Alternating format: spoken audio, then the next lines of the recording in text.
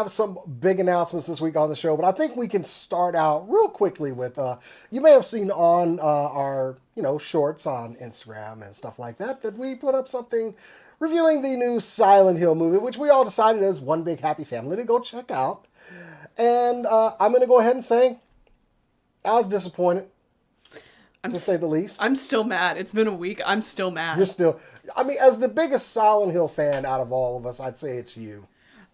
I'm just... I'm fine. I'm fine if it's not going to follow... Fine. No. Let me finish. I am fine if they didn't want to follow the story from the game. Weird take. But you know what? Like, I understand. The first movie didn't follow the first game very well, but it was still a fun time. It was a fun, spooky time.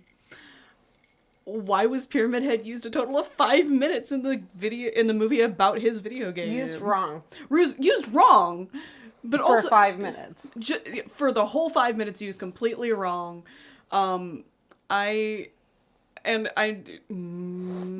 whole movie of just CGI bullshit that has already aged poorly. It looked bad to begin with. So I have an ADHD thing where I have to look up how long a movie is when I'm watching it in the theater, and I start a timer when it starts. Okay.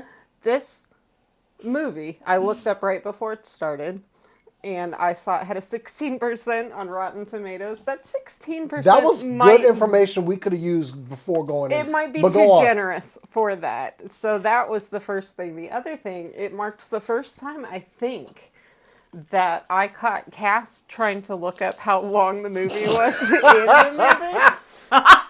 And I actually got to lean over to her and say it's like 1:46 or something. The first time ever in our history of 10 years of going to see, I think, almost every single movie together. We see together. That shit was ass. Like, it was so fucking bad. Goodbye YouTube monetization, shit and ass in the first 5 minutes. Go Like, every single aspect of it, though it looked awful. The dialogue was terrible. The acting was mid. Like, every aspect is incomprehensible. I think what actually, like, one of the worst parts is I could tell where they were filming specifically for the trailer, because they were shots that were shot for shot from the video game, like him looking in the mirror in the bathroom. I was distracted by that because I was like, why are we all of a sudden video game graphics? Yeah. With the spider thing. Yeah. This was the first time that I was like, oh, this was a hero shot that they did this way, but making it look like low-res video games is not an accomplishment. Like, no. And also, for Jason, like, as far as, like, the Rotten Tomatoes score goes, to me that means nothing when it comes to a horror movie. That's fair. Because the critic score and even audience score will rate a horror movie badly, even if it's a great one. Okay. So, like, that... It means little to me. 16 is abominably low. Like, Girl from on the Third Floor, I think, was a movie that most critics didn't get. It's a very solid horror movie in terms of just, like, scares. But even that had, like, a 35 or something. When it drops that low, I actually do start being like, ooh, it has problems. I think this was a movie that I was willing to give a lot of grace to because it is a video game movie. Yes. And I was seriously giving it a chance. Yeah. Like, okay. And then I'm looking at my watch, kind of like you, like, ooh, we getting up there in the time here. And then I had that just sense of they're not gonna stick the landing. And I started like fidgeting in my chair, like okay, also, do I need to go to the bathroom? Maybe I'll miss something good.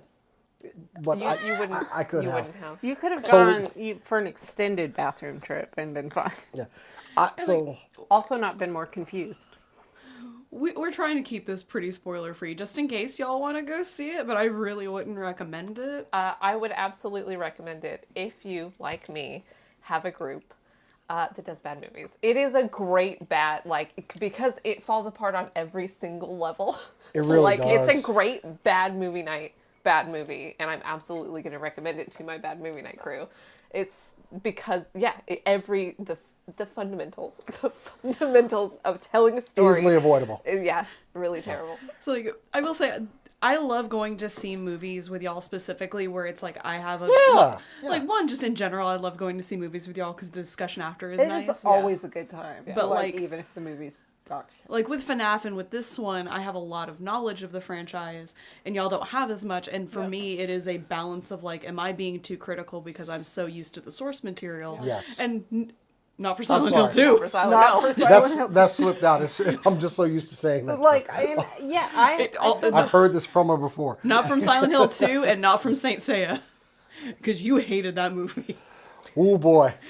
I feel the same way. It's always nice, like, and if we go see, like, comic book movies, then, like, Jason usually has, like, more texture to fill us in. And, Nope, we had some, like, storytelling, like, how they're doing some... Actually, all of us had something different in Nope. It felt like that we could, like, hone in on and be experts about.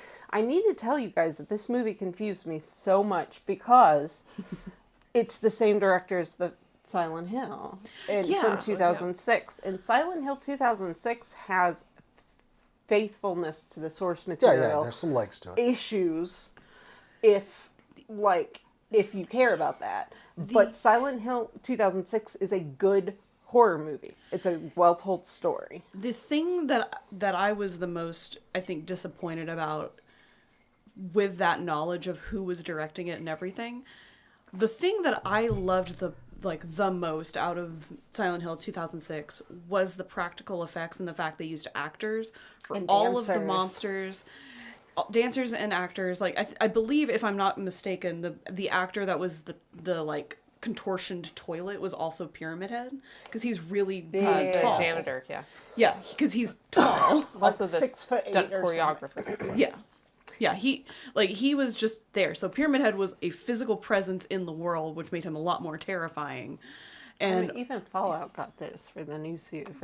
Yeah. They're like, it needs to be a physical thing, or the reactions aren't going to feel good. Back to this version of it, before we get off the rails. Yeah, and in this one, he didn't do that. And it's also, if you're going to tout that you're the same studio that did Terrifier, another movie franchise that is known for its practical effects and really good gory practical effects, why are you using nothing but CGI for everything? Yeah, there's no being grounded like in the story and the effects and the moment and the character and the setting and the town and the place and the time. Like it falls apart at every single level a movie can fall apart at. I'm wondering if there were budget cuts at some point or if there was time constraints. It was considered a very small budget movie. Yeah. The inconsistency in shots showed that. But yeah, do not recommend. Nope. Sorry, guys. Unless, again, you have a bad movie night. We had high hopes. I mean, the best part of the movie for me was the free postcard I got when I turned in my ticket. A physical object. I like how they didn't use fog at all. Anyway,